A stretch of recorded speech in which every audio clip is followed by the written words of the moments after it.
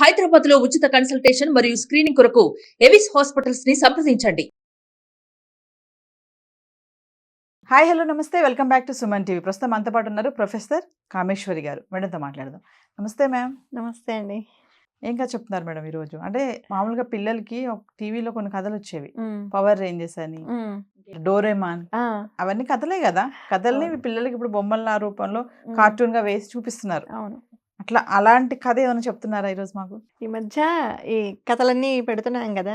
So మా colleague వాళ్ళ అబ్బాయి అనమాట. ఇవి చూస్తూ అంటే ఈ అడవి జంతువులు ఇవే మాట్లాడుతున్నాం కదా మనం ఎక్కువగా. చూసి అమ్మా నువ్వు ఆంటీకి చెప్పు, మేమంతా చూస్తాం కదా ఈ ఫెయిరీ టేల్స్ స్టోరీస్ అన్నీ, అది చెప్పమను. అవి ఆల్రెడీ చూస్తుంటారు కదా ఈ డిస్నీ దీంట్లో అంతా చాలా బాగుంటుంది చూస్తుంటారు. అంటే లేదు లేదు అదే స్టోరీనే కొంతమందికి అంటే ఇంగ్లీష్లో వస్తుంది, అవి కామిక్స్ లాగా ఉంటుంది వాయిస్, అది కొంతమందికి సరిగ్గా అర్థం కాదు కాబట్టి తెలుగులో ఆ స్టోరీని చెప్పమని మా ఫ్రెండ్స్ అందరు చూస్తారు.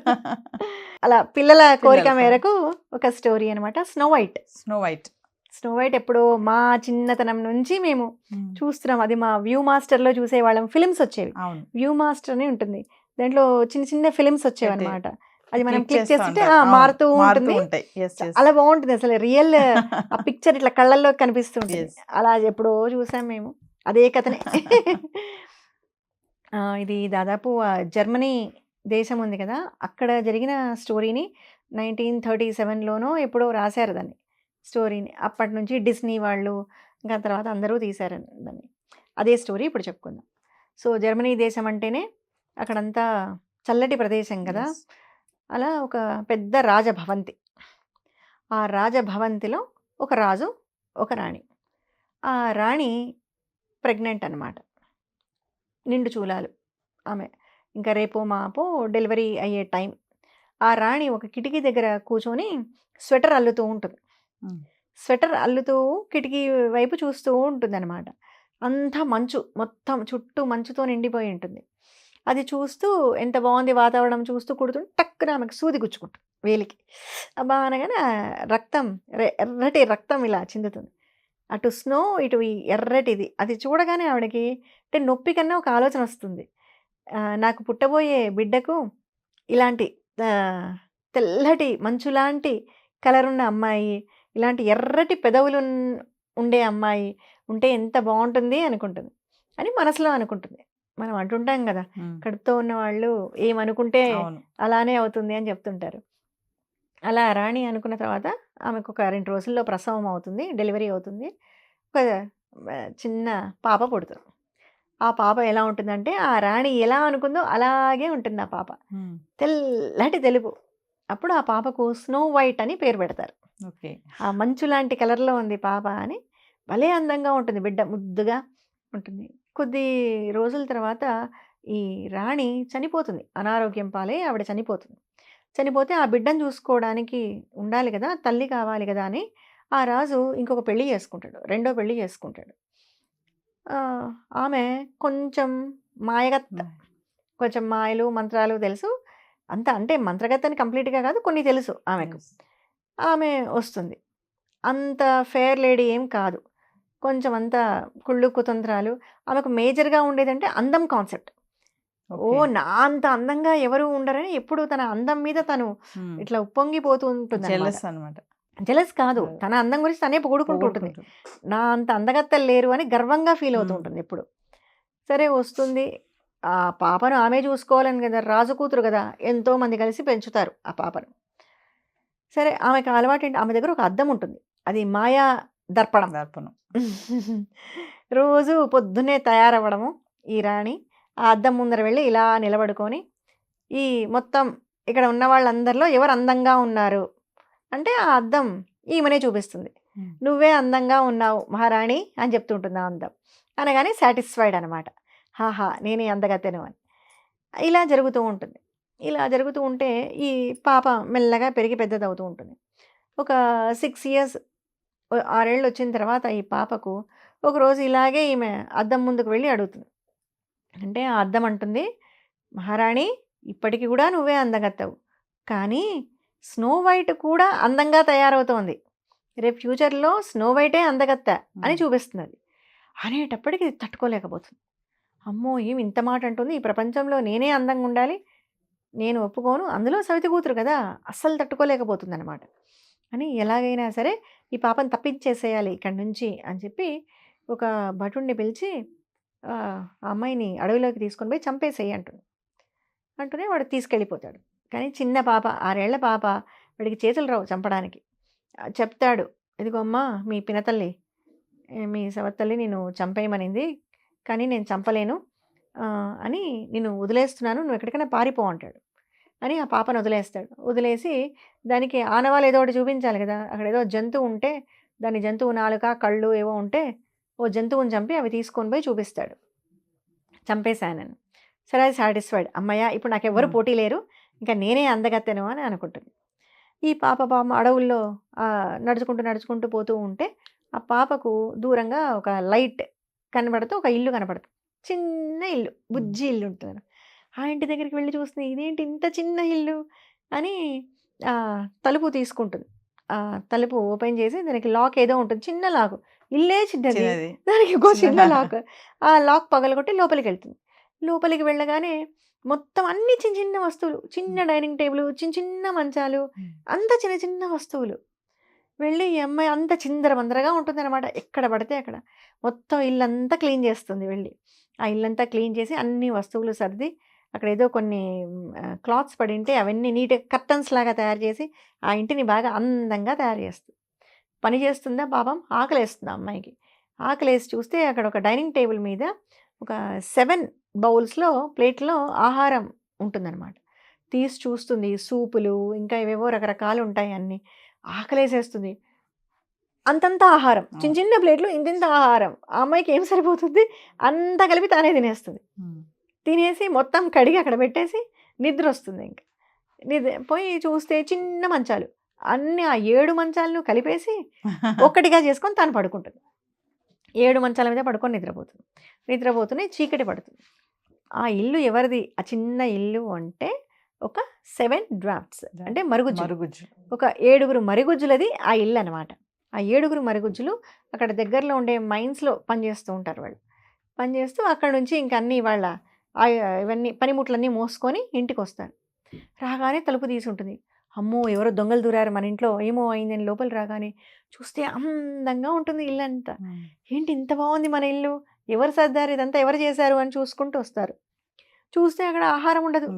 అయ్యో ఎవరో మన ఆహారం అంతా తినేశారు. అసలు ఏం అర్థం కాదు వాళ్ళకి, అంత పరిస్థితి ఏంటో అంతా చూసుకుంటూ వస్తే 7 మంచాలని జాయిన్ చేసి ఆ పాప పడుకుంటుంది. దగ్గరికి వచ్చి చూస్తారు, బాగా అందంగా ముద్దుగా ఉన్న పాప ఉంటుంది. అయ్యో ఎవరో ఈ పాప చాలా గొప్ప అమ్మాయి ఉన్నట్టుంది అని వెయిట్ చేస్తారు అలాగే కూర్చొని. కాసేపటికి ఆ పాప నిద్రలేస్తుంది. అయ్యో సారీ నేను అలసిపోయి పడుకున్నాను, అక్కడ చేసిన పదార్థాలన్నీ నేనే తినేశాను అంటుంది. ఎవరు నువ్వు ఏంటి అంటే తన స్టోరీ చెప్తుంది. నేను ఇలా ఒక రాకుమారిని, నన్ను మా అమ్మ చంపాలనుకుంటే నేను వెతుక్కుంటూ వస్తే ఇక్కడ మీరు దొరికారు అని స్టోరీ మొత్తం చెప్తుంది. సరే నువ్వు మాతోనే ఉండు, మేము చూసుకుంటాం నిన్ను, అయితే ఒక కండిషన్, మేము రోజు పనికి వెళ్దాం, నువ్వు మేము వచ్చేసరికి మాకందరికీ ఆహారం వండి పెట్టు అని చెప్తారు. సరే అంటుంది. ఈ పాప చేయడము, వీళ్ళందరూ కూడా బాగా కలిసిపోయి ఆ పాపతో రోజు ఆడుకోవడము, సాయంత్రం ఇంటికి రాగానే ఆనందంగా ఉండడం, బాగా కలిసిమెలిసి అలా పెరుగుతూ ఉంటారు. కొంతకాలానికి ఆ పాప పెద్దగా అవుతుంది. పెద్దగా అయిన తర్వాత ఇప్పుడు మళ్ళీ రాకుమారి, ఎవరు ఆ వికెడ్ రాకుమారి, ఆ రాకుమారి మళ్ళీ అద్దం ముందుకు వెళ్ళి చూసుకుంటుంది. ఇప్పుడు ఎవరు అంటే అప్పటికి దానికి వయసు అయిపోయిందా, 10 ఏళ్ళు అయిపోయింది, పాప పెద్దగా అయిపోయింది, 6 ఏళ్ల పాప 16 ఏళ్ల పాప అయిపోయింది. ఇంకా దానికి అందం పిచ్చి తగ్గలేదన్నమాట. వెళ్ళి ఇప్పుడు చెప్పు నాకన్నా అందంగా ఎవరున్నారు అంటే, మహారాణి ఇప్పటికీ కూడా మీరే అందగత్తలు, కానీ స్నో వైట్ ఇప్పుడు చాలా అందంగా ఉంది అని స్నో వైట్ని చూపిస్తుంది అద్దం. అర్రే అంటే వీడు మోసం చేశాడు, నన్ను చంపలేదన్నమాట ఆ పాపను అని చెప్పేది నీకు కోపం వస్తుంది. బతకడానికి వీలు లేదు స్నో వైట్, ఎలా అయినా సరే నేనే అందంగా ఉండాలి అని స్నో వైట్ని చంపుదామని, ఇంకా వీళ్ళని నమ్ముకోకూడదు, వీళ్ళంతా ఏదో జాలి దయా కరుణ చంపట్లేదు, నేనే డైరెక్ట్గా వెళ్ళి చంపాలి అని ఒక యాపిల్ పండులో విషం నింపుకొని, అది మాయలేడి కదా, అంతా విషం నింపి మొహానికి మాస్క్ వేసుకుంటుంది, ఒక ముసలావిడ మాస్క్ తగిలిచ్చేసుకొని ఒక ముసలావిడ వేషం వేసుకొని ఆ అడవిలోకి వెళ్తుంది. ఆ మాయా దర్పణం చూపిస్తుంది లొకేషన్ అంతా, ఎక్కడ ఉంది ఆ పాప అన్ని చూపిస్తుంది. అది అక్కడికి వెళ్తుంది. వెళ్ళి కిటికీలో ఆ పాప ఉంటే కిటికీలో నుంచి పిలుస్తుంది, పాప ఇక్కడ రా అంటే బయటికి రా అంటుంది. వీళ్ళు చెప్తారు, నువ్వు ఎక్కడ బయటికి రావద్దు, నువ్వు ఇంట్లోనే ఉండాలి అని చెప్పింటారు ఆ అమ్మాయికి. ఈ అమ్మాయి నేను బయటికి రాను అంటుంది. నువ్వు రావద్దులే, ఇదిగో ఈ యాపిల్ పండు తిను, నేను యాపిల్ పండ్లు అమ్ముతున్నాను, నాకు నువ్వు ఎందుకో చాలా బాగా అనిపించావు, ఈ యాపిల్ పండు తిను అని ఇస్తుంది. అని తీసుకొని ఆ పాప స్నో వైట్ యాపిల్ పండు ఇలా కొరకగానే పడిపోతుంది. రాత్రికి వీళ్ళు డ్రాఫ్ట్స్ వస్తారు, ఈ మరుగుజ్జులు 7 మంది వస్తారు. అయ్యో చనిపోయిందే పాప, చనిపోయింది, స్నో వైట్ చనిపోయింది అని బాధపడి ఒక పెద్ద కఫెన్ గాజు బాక్స్ తీసుకొని వచ్చి అందులో పెడతారు. వాళ్ళకి ఏం చేయాలో తెలియదు పాపం, వాళ్ళకి ఏం తెలియదు, అమాయకులు. అందులో పెట్టి అది బయట పెట్టుకొని కూర్చొని ఏడుస్తూ ఉంటారు వీళ్ళు. ఎలా ఎలా ఏం చేయాలి తెలియక. చనిపోయింది అది పూర్తిగా, అమ్మాయి చనిపోయిందని వీళ్ళు అనుకుంటారు కానీ చనిపోయి ఉండదు. అంటే ఒకరోజు అదే మార్గం నుంచి ఒక రాకుమారుడు గుర్రం మీద వెళ్తూ ఉంటాడు. వెళ్తూ చూసి ఆ అమ్మాయిని ఆ గాజు బాక్స్లో చూడగానే మోహించేస్తాడు.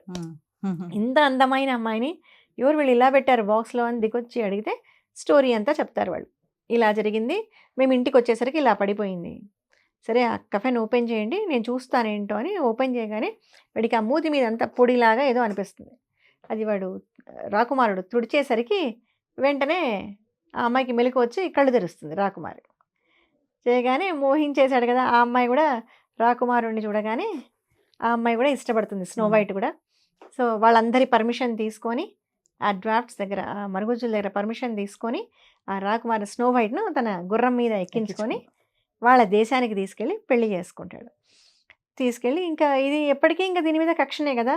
సో అక్కడ ఆమెను పిలిపించి బంధించేసి యావజ్జీవ కారాగారం అనమాట దానికి వేసేస్తాడు. ఇంకెప్పటికీ వీళ్ళకి ప్రాబ్లం రాకుండా చేసేస్తాడు ఆ రాకుమారుడు. అలా ఆ హ్యాపీగా అమ్మాయి రాకుమారుడితో స్నో వైట్ వెళ్ళిపోతుంది అనమాట. అది స్నో వైట్ స్టోరీ. ప్రతి కథలో మనకు నీతి కావాలి, స్నో వైట్లో కూడా నీతి ఉంది. ఏంటి అంటే మరుగుజ్జులు అంటే ఎప్పుడు కూడా మనం అనుకుంటాం ఎవరికైనా ఒకరికి సహాయం చేయాలి, సహాయం పొందాలంటే వాళ్ళకి ఏదో బాగా డబ్బు ఉండాలి, వాళ్ళు గ్రేట్, వాళ్ళకు పరపతి ఉండాలి, అది ఉండాలి అనుకుంటాం. ఏమీ అక్కర్లేదు, ఒకరికి మంచి చేసే గుణం ఉంటే చాలు. ఆ రోజు ఆ పాప వచ్చింది, వాళ్ళు ఆకారంలో ఎంత ఉన్నారు, వాళ్ళ శక్తి ఎంత, చాలా చిన్న శక్తి, చిన్న మనుషులు అయినా కూడా మంచి మనసు గల వాళ్ళు. వాళ్ళ మంచి మనసు గుణం వల్ల ఆ అమ్మాయిని ఆదరించి ఆ రాకుమారిని కాపాడతారు వాళ్ళు.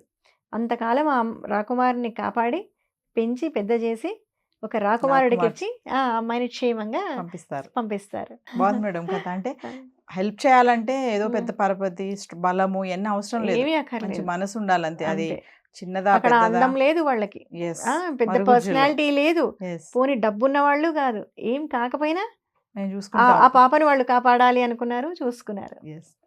నమస్తే. నమస్తే అండి.